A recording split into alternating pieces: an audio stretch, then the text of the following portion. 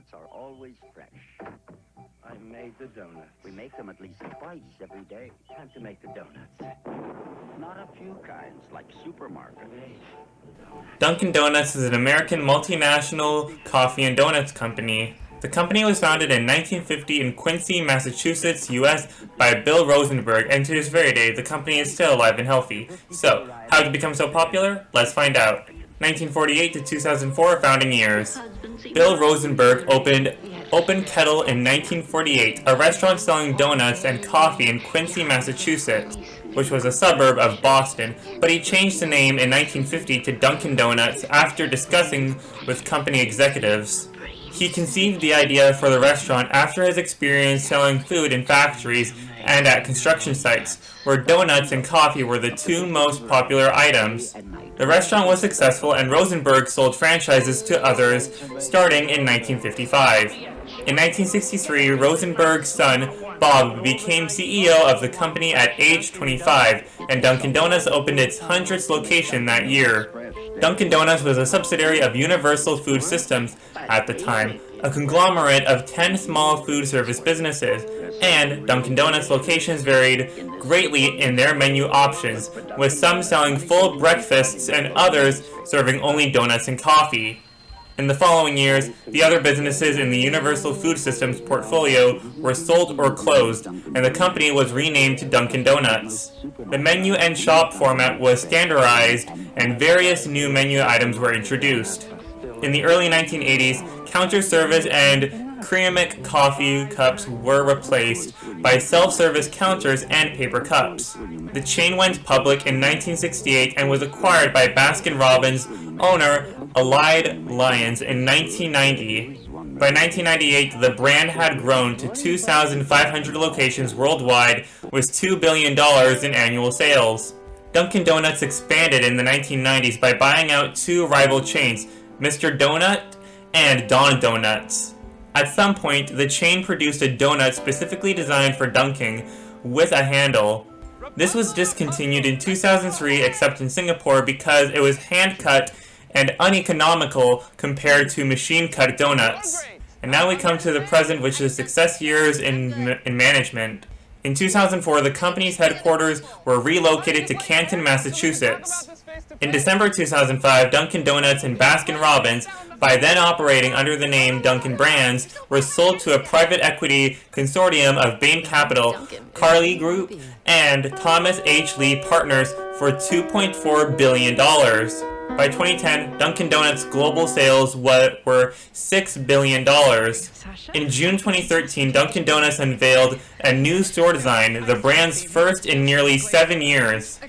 The Dunkin Donuts location in Natick, Massachusetts, launched a program to test the concept of curbside pickup in December 2016. In January 2018, Dunkin Donuts began to open new concept locations beginning in Quincy, featuring modern decor, cold beverages on tap and single-cup brewing machine, more packaged takeout options, and dedicated pickup lines for mobile ordering inside and in the drive-thru. The concept was described as being part of a shift towards becoming an on-the-go beverage-led brand. In addition, the location, as well as others, began to trial signage referring to the chain as simply Dunkin', removing donuts from the name. In February 2018, Dunkin' announced plans to phase out polystyrene foam cups globally for environmental purposes by April 2020. On July 11, 2018, Dave Hoffman took over from Nigel Travis to become the CEO. He is looking to add 1,000 new locations outside of the northeastern United States by the end of 2020 and to have a revenue increase of 3% for stores open a year or longer. Also, late 2018, Dunkin' installed espresso machines at all possible locations and launched espresso products using a new recipe. In June 2019, Dunkin' partnered with Grubhub to begin the rollout of its new Dunkin' delivery service. Later in July 2019, Dunkin partnered with Beyond Meat to introduce a meatless breakfast sandwich in Manhattan, becoming the first U.S. restaurant brand to serve Beyond Sausage. The sandwich launched nationally later in 2019. In September 2019, the New York Attorney General's office alleged in a lawsuit that Dunkin mishandled a series of cyber attacks that were decreted at customers using the Dunkin mobile app. These attacks took place in early 2015 and thousands of usernames and passwords were stolen. The state lawsuit alleges that Dunkin employees knew about these attacks but failed to take appropriate action. In October 2020, Dunkin Brands stated that the company was in conversation with Inspire Brands, a private equity-backed company negotiating to sell the company. Inspire Brands announced on Saturday, October 31st, 2020, that they would be acquiring Dunkin Brands Group for $11.3 billion, which would include Dunkin Brands' debt that Inspire Brands would be taken on. Inspire would pay $106.50 in cash for each of Dunkin Brands shares. On December 15, 2020, the acquisition was completed, and Dunkin Brands ceased to exist as a separate company with Dunkin, Baskin-Robbins, and the trademark management of Mr. Donuts becoming part of Inspire Brands. And there's the history of Dunkin Donuts. How did it become so popular? Well, I think with them having that acquisition with Baskin-Robbins, I think that's how they became very popular. And Baskin-Robbins was already very popular, as well as they have been having lots of success with their products and their menu as well.